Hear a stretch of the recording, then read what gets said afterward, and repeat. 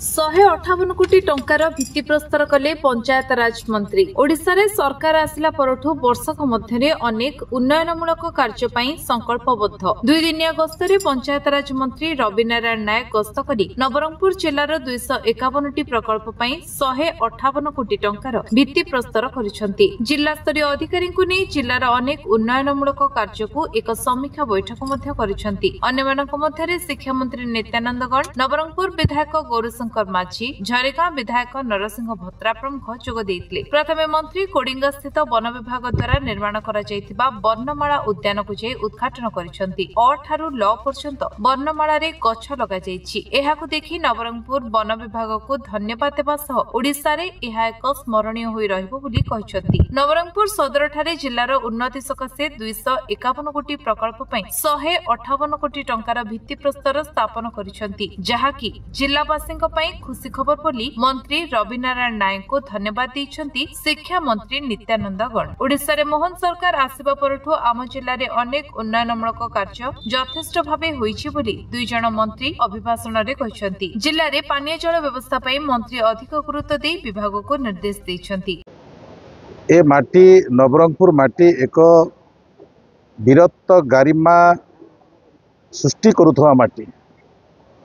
ए अंचल विकास में आज जे कि एठिकार सुपुत्र आम कैबिनेट मंत्री भाव में ओडिशा सरकार अछंती नित्यानंद गण को सहित आमर उमरकोट विधायक एवं झरीगाँव विधायक ता संगे संगे नवरंगपुर विधायक कलेक्टर समस्त प्रशासनिक अधिकारी संगरे आमे विभिन्न अंचल को गस्त करूँ, विभिन्न प्रोजेक्ट देखीचु। तारी भितरे समस्त शहीद मान स्तंभरे पुष्पमाला देइछु।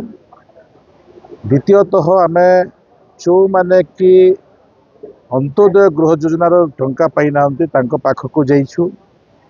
तृतीय विषय होछि आमे वर्णबोध उद्यान से उद्यान को जाई तार भित्तिप्रस्तर स्थापन करिछु। परवर्ती मुहूर्त रे आमर एक प्रोजेक्ट देखिबा अछि एमजी एनर्जी प्रोजेक्ट, जो प्रोजेक्ट कॉस्ट केमती हेछि, काम केमती हेछि एवं सबु मिसे 158 कोटी टंकार आज भित्तिप्रस्तर स्थापन हेबा संगे संगे लोकार्पण हेछि। तारी भितरु ग्राम्य उन्नयन विभाग 100 कोटी, आरडब्ल्यूएसएस 19 कोटी पाखापाखि एवं पंचायत राज डिपार्टमेंट 40 कोटी पाखापाखि ए प्रोजेक्ट गुड़ाक आज नवरंगपुर जिलार विभिन्न अंचल उन्नति पे दिया जाइछि। ता भितरे रास्ता अच्छी, ब्रिज अच्छी, पानीय जल व्यवस्था अच्छी, विभिन्न एसेट, विभिन्न गाँव उन्नति पे, विभिन्न पंचायत उन्नति पे दिया जाइछि। ये सबो काम आज सरकार करुछंती। आम सरकार जो योजना रखिछंती जे विकसित ओडिशा, से विकसित ओडिशा भितरे आमे विकसित गाँव योजना प्रस्तुत करिछु। ग्राम्य उन्नयन विभाग, पंचायत राज विभाग एवं से ग्राम्य उन्नयन विभाग को सुदूर प्रसारी करिबा पई आजिर जो सभार भी कार्यक्रम थिला आमे उल्लेख करूथु जे प्रत्येक जिनिस जो नया सरकार प्रत्येक जिनिस को आपणार करिबा पई, बुझिबा पई एवं बुझिबा सहित कार्यान्वयन किपरि हेबो प्रशासन अधिकारी मानकर सहित भी आज परामर्श हेछि।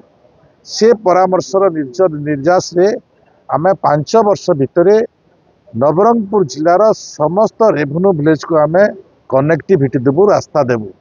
ए गोटे आमे संकल्प देइछु एवं जो बर्णाली उद्यान आम उद्घाटन हला ये भी गोटे उदाहरण तैयारी करिछि। वर्णबोध और जमिति आरंभ हुए आमे आमर अस्मिता को नहीं आमर जो गछ अच्छी, आमर जो वृक्षलता माध्यम रे आमे उपकृत होछु, से प्रकार वृक्षलता दिन को सब लोप हेबापी बसी ताकू बंचेबापी से उद्यान महत्व वर्णबोधर जमी शिखी लोक बण मनीष हुए से प्रकार आम वृक्षलता को आम बंचेबू ए प्रकार अनेक गुड़े कार्यक्रम नहीं आम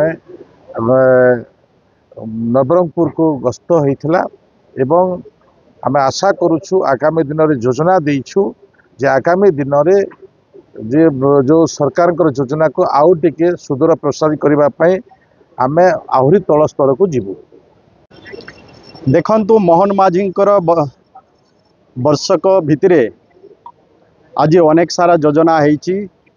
आज से योजना मानकर भित्तिप्रस्तर स्थापन एवं लोकार्पण पाई आज मान्यवर पंचायत राज पानीय जल और ग्राम उन्नयन मंत्री श्रीजुक्त रविनारायण नायक आज आसीथिले एवं नवरंगपुर जिल्लार 251टी प्रकल्पर 158 कोटी टंकार प्रकल्पर आज से भित्तिप्रस्तर सहित लोकार्पण कर सारी। निश्चय मुझे धन्यवाद देवी।